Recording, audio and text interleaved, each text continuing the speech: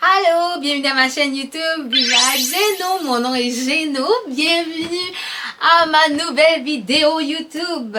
Aujourd'hui, c'est mon premier Girl Talk, je suis trop excitée, mais en même temps j'ai peur. Honnêtement, j'ai vraiment peur parce que c'est un sujet controversé quand même aujourd'hui, comme le titre le dit. Le titre ça dit je déteste ma couleur de peau.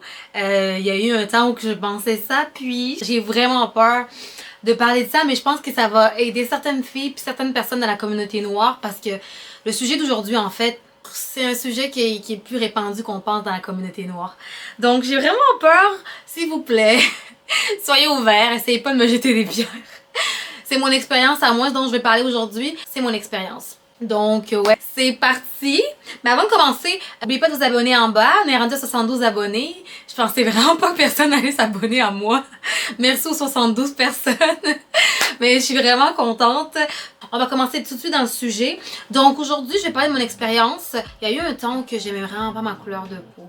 J'aimais pas être dark skin. Aujourd'hui, c'est une autre expérience, c'est autre chose.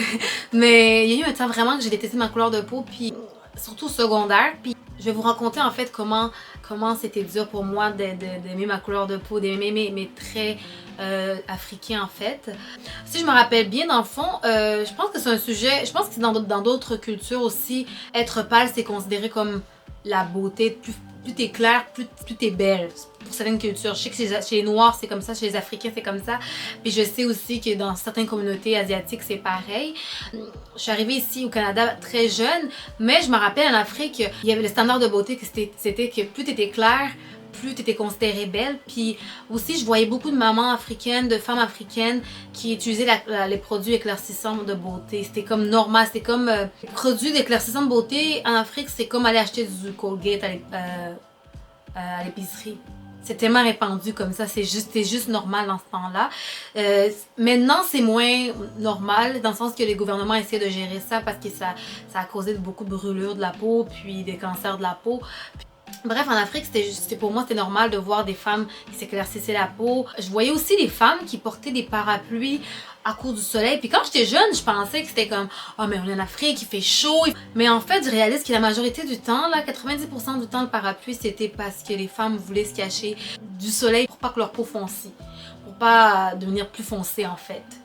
Ouais, malheureusement. Dès que la personne était claire, on disait « Oh mon dieu, elle est belle, elle est belle. » Moi, honnêtement, à cet âge-là, je m'en avais rien à faire. J'étais trop occupée à jouer dehors. J'étais trop jeune.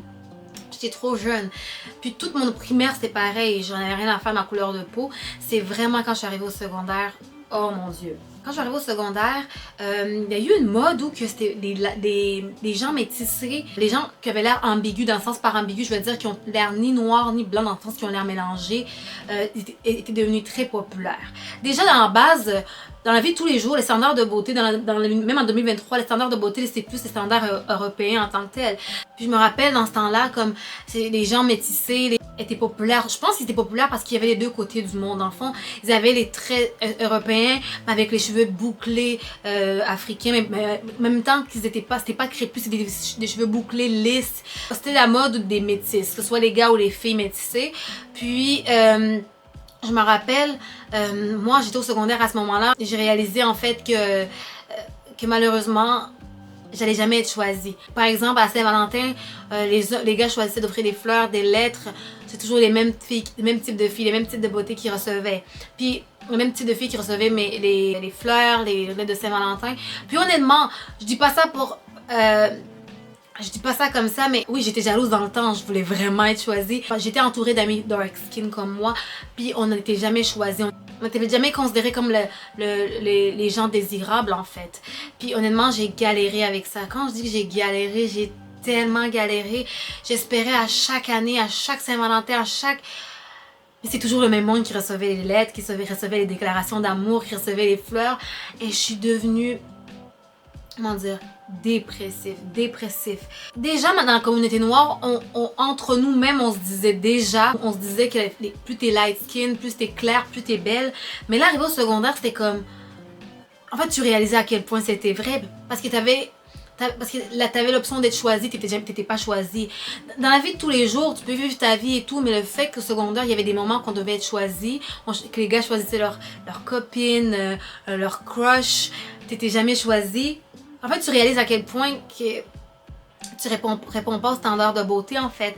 Puis je l'ai réalisé aussi à cause de mes amis, à cause que mes amis dark skin aussi n'étaient pas choisis. Fait que j'ai commencé à développer une espèce de des complexes de fou, là, des complexes de fou. Je voulais absolument être blanche. Puis ce qui m'a pas aidé aussi, c'est que dans la communauté noire, comme j'ai dit, on s'aide pas du tout. Il y a beaucoup de colorisme. Le colorisme, dans le fond, c'est que t'as des avantages plus que t'es pâle. Je sais qu'il y a des tantines. Yo, il y a des tantines qui m'ont dit des trucs comme ça, yo.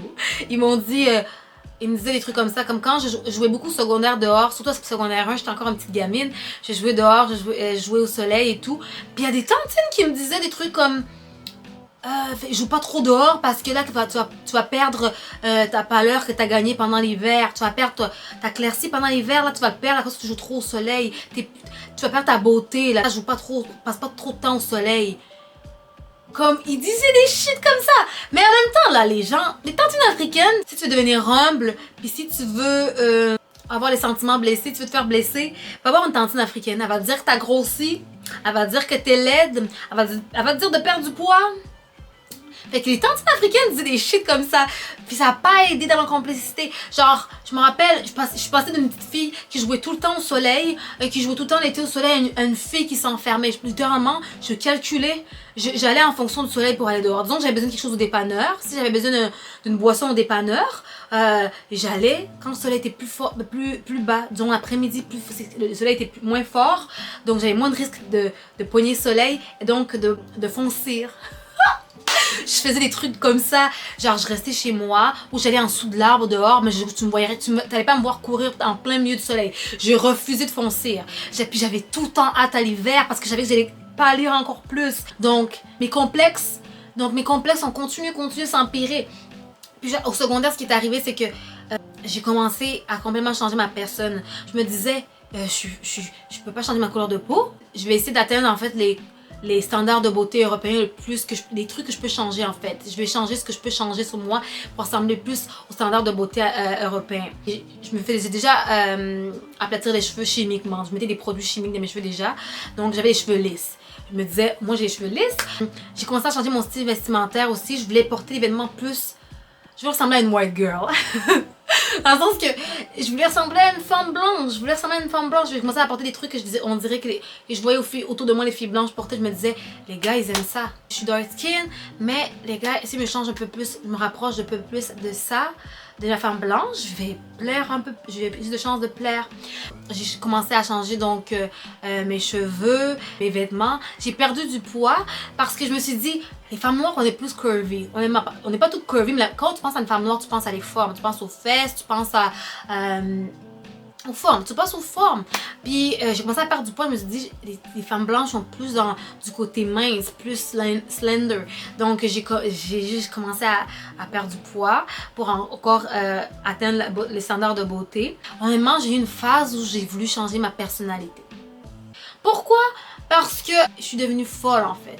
Comment dire, j'étais tellement insécure par rapport à ma couleur de peau, je voulais pas rentrer dans le standard, je voulais pas rentrer dans les stéréotypes de la femme noire, la dark skin, la typique. Je voulais pas qu'on me considère ghetto parce qu'il y avait une espèce de stéréotype sur la femme noire. J'ai commencé à devenir plus calme. Vous me voyez, genre, devant la caméra, j'ai beaucoup d'énergie, j'ai une bubbly personnalité, je suis très bubbly, j'aime ça rire, j'aime ça faire rire mes amis, je parle beaucoup, j'ai beaucoup d'énergie, mais je voulais tellement plaire honnêtement que j'ai changé tout ça.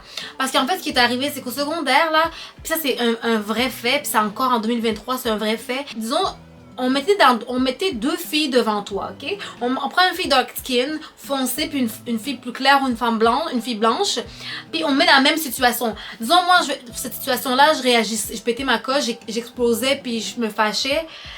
On me traitait de ghetto puis de sauvage, on disait que la femme noire elle est sauvage, elle est agressive, puis j'entends encore des trucs comme ça, puis je vois la même fille blanche réagir à la même situation de la même manière que moi, puis on va considérer ça spicy, sexy même. Moi je suis devenue folle en fait, je suis devenue genre déjà on me traitait d'agressif, parce que je réagissais comme je réagissais stéréotypiquement parlant, même si la situation était vraiment blessante en question. Parce que je réagissais stéréotypiquement parlant. En fait, je commençais à devenir ce que le stéréotype disait parce que j'étais tellement frustrée, je comprenais pas pourquoi cette fille-là, elle réagit de la même manière que moi. On la considérait comme, oh mon Dieu, puis moi, je t'ai considérée comme une agressive puis une folle. Je comprenais pas. J'étais comme, mais qu'est-ce qui se passe? Qu'est-ce qui se passe? J'ai voulu littéralement changer ma personnalité. J'ai vraiment voulu changer ma personnalité, fait que je suis devenue plus calme. Je voulais vraiment pas répondre aux stéréotypes. Je refusais de répondre aux stéréotypes, honnêtement. Je pouvais pas changer ma couleur de peau, fait que j'ai changé tout ça, ma personnalité, mes cheveux, mes vêtements. Mais le truc, c'est que je t'ai quand même pas choisi. Puis il y a une phase, je me suis dit, bon, j'attire pas encore l'attention, fait que je vais juste changer ma couleur de peau. Je voulais m'éclaircir la peau. Ouais, j'en étais rendue là. Je voulais éclaircir ma peau. Je me dis, je suis moche, je suis laide. Puis j'avais vu des femmes noires en Afrique qui avaient éclairci leur peau puis attiraient plus l'attention malheureusement parce que honnêtement dans la communauté noire, tout le monde est belle, ok? On est toutes des créations de Dieu, tout le monde est beau et belle, mais ça me faisait rire des fois je voyais du monde que tout le monde considérait plus belle parce qu'elle était light skin quand moi j'étais comme mais hein vous je comprends pas ce que vous y trouvez. Par exemple, Kelly Rowland puis Beyoncé, j'ai l'impression que tout le monde a toujours trouvé plus belle Beyoncé parce que c'était la light skin aux cheveux blonds dans le groupe. Mais pour moi, je trouve que c'est hypocrite parce que clairement c'est Kelly Rowland. Oui, la beauté est subjective, mais c'est Kelly Rowland. Come on! On a toutes vu Kelly Rowland. C'est Kelly! C'est Kelly Rowland. Genre, mais à cause que dans la communauté noire, on essaie d'atteindre les standards de beauté européens, automatiquement, on dit qu'on est conditionné à ça. On est conditionné à vouloir, à trouver automatiquement que quelqu'un de plus clair, même si c'est pas nécessairement la plus belle personne, devient automatiquement la plus belle personne. Même si c'est pas le cas. Donc, je me suis dit qu'en m'éclaircissant la peau, je pensais que j'allais juste régler mon problème. La vie, je l'ai jamais faite. Heureusement, je l'ai jamais faite. Mais ce qui m'a sauvé la vie, honnêtement, c'est que j'ai eu un bouton d'acné. J'ai jamais eu d'acné de ma vie.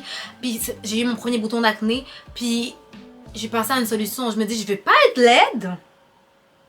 Puis avoir plein de boutons en face. Je refusais. Je suis comme, je suis déjà laide. Je suis dark skin. Je suis laide. Je vais pas être laide pour avoir des boutons en face. Fait que mon petit cerveau d'un adolescent a trouvé des remèdes sur internet. Comment se débarrasser d'un bouton en moins de 24 heures. J'ai cherché sur internet, j'ai cherché tous les trucs. Puis j'ai vu un truc qui n'avait pas demandé beaucoup d'argent parce que j'étais pauvre. Je suis une adolescente, j'ai pas d'argent. J'avais juste de l'argent de poche de mes parents. Donc je me suis dit, je vais trouver une solution rapide. Je voulais pas être laide.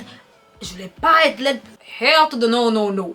Fait que j'ai pris du Colgate. J'ai trouvé sur internet un remède de Colgate. Il fallait mettre du Colgate dans le visage. Puis ça devait faire partir le bouton. Mais mon petit cerveau d'adolescent c'était tellement désespéré de se débarrasser de ce bouton que j'ai gardé le Colgate toute la nuit et j'ai eu une brûlure au 3e degré. Une brûlure au 3e degré, yo! J'ai eu une brûlure au 3e degré, puis on voyait ma chair. Fait que là, j'ai fini complexée à cause de ma couleur de peau, puis complexée à cause que j'avais une grosse pote de chair dans le visage. Quand t'es complexée, ça va se voir. Mais je dis pas juste que je vais avoir l'air insécure. Je suis devenue désagréable. Au secondaire, j'étais désagréable. Genre, je me rappelle, je voulais tellement être choisie par les hommes. Je voulais tellement que quelqu'un me choisisse. Puis pas nécessairement parce que je voulais leur amour ou quoi que ce soit. Je me disais juste mentalement, si quelqu'un me choisit, ça veut dire que je suis pas laide, que ma couleur de peau me rend pas laide. Je voulais juste me convaincre de ça, en fait. Fait que je voulais tellement être choisie que quand je voyais des autres filles d'autres couleurs, des filles blanches ou des filles métissées, j'étais jalouse, là. J'étais tellement jalouse, j'ai développé une espèce de... J'étais pas nécessairement méchante, c'est juste froide en tant que telle. J'étais la fille drôle pour mes amis et tout, mais des fois, j'avais une espèce de mur, j'avais créé une espèce de mur que je prenais tout... J'étais tellement complexée, je prenais tout personnel. Chaque petit truc, quelqu'un pouvait me dire un petit truc, une joke reliée à mon physique, je vais le prendre mal. Même pas un truc méchant. Des trucs aussi simples que parler de mon front, ça m'aurait rendu folle. Parler de mon front, je voulais me battre avec toi! J'ai un gros front, c'est le truc de Rwandais, genre c'est clair. Genre j'adore mon front maintenant, mais si quelqu'un me parlait de mon front dans le temps, je voulais me battre! Puis j'ai eu une phase comme... J'étais juste agressif. J'ai projeté plusieurs de mes complexes sur des filles.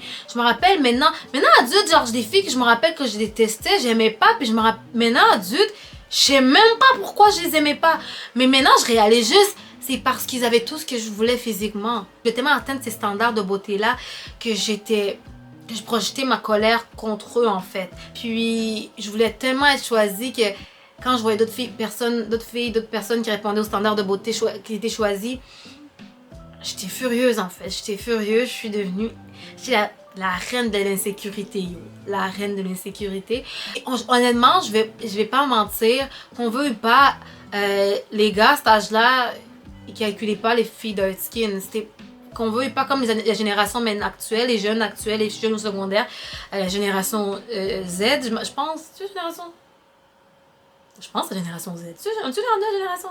Bref, après les millennials, ces générations-là aussi, ils suivent la mode actuelle. Puis dans ce temps-là, les jeunes à cet âge-là aussi suivaient les standards de beauté actuels. Dans le sens que les métis étaient à la mode et les filles blanches étaient à la mode.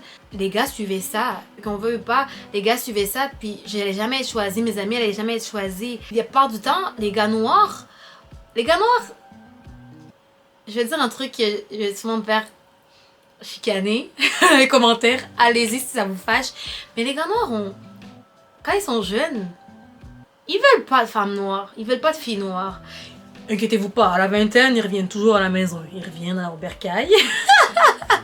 Mais quand, à l'adolescence, on aurait dit que je pense qu'ils font la même chose que j'ai fait, que la majorité des dark skin ont fait. Là. Surtout les gars noirs foncés. Les gars noirs foncés, je pense qu'ils sont aussi complexés que nous. Fait qu'ils font une espèce de projection inversée. Je pense qu'inconsciemment aussi, ils pensent qu'ils sont pas dignes, ils répondent pas aux standards de beauté, puis qu'ils sont pas dignes, qu'ils sont pas beaux, qu'ils sont pas l'objet de désir. Fait que je pense qu'en sortant ils vont sortir beaucoup au début, surtout quand ils sont jeunes, ils veulent sortir avec des femmes blanches, parce qu'automatiquement ça veut dire si je suis choisie par une femme blanche, ça veut dire que je suis digne d'être aimée, puis que je suis vraiment beau, puis je rentre dans les critères de beauté. Fait qu'au final, ils vont jamais choisir les femmes noires. Fait qu'au final, il y avait nous les petites filles noires, moi je savais que j'allais pas être choisie par les gars blancs.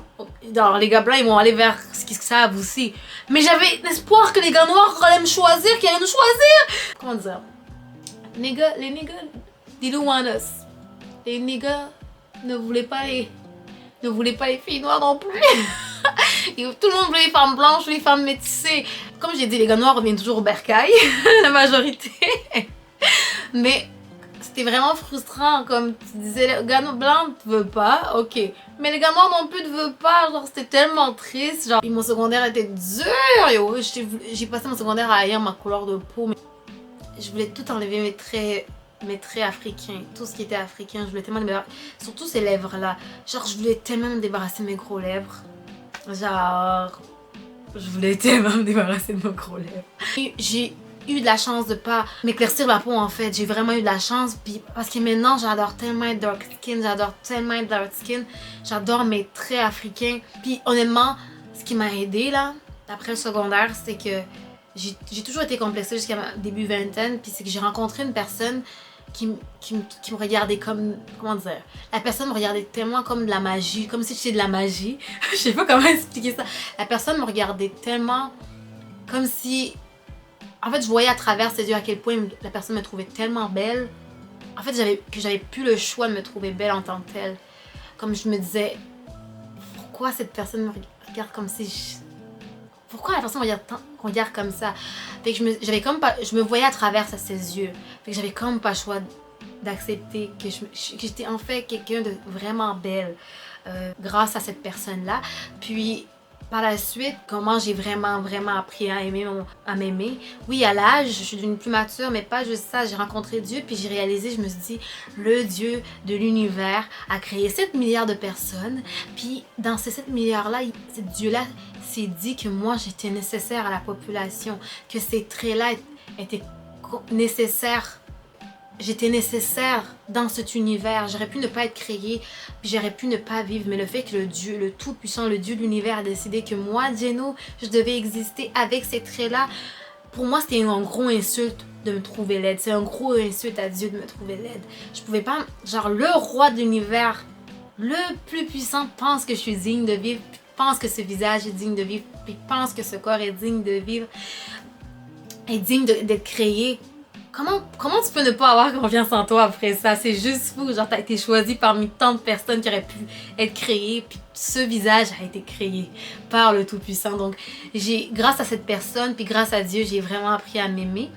Je sais qu'il y a plusieurs filles dark skin qui vont voir cette vidéo, puis des petits jeunes au secondaire en ce moment, que ce soit des gars ou des filles, honnêtement, je vous jure, vous allez apprendre à aimer votre couleur de peau, puis ça vaut pas la peine d'essayer de changer. Tous les goûts sont dans la nature. Mais le truc, c'est t'entourer du monde qui te ressemble jusqu'à ce que tu apprends à t'aimer en fait toi-même. Tantôt, je parlais avec Kelly Roland. Moi, je me suis commencé à suivre des gens sur Instagram qui me ressemblaient. Oui, maintenant que je m'aime, j'adore mon visage, j'adore mon corps. Avant, j'aurais jamais été capable de publier des vidéos sur YouTube.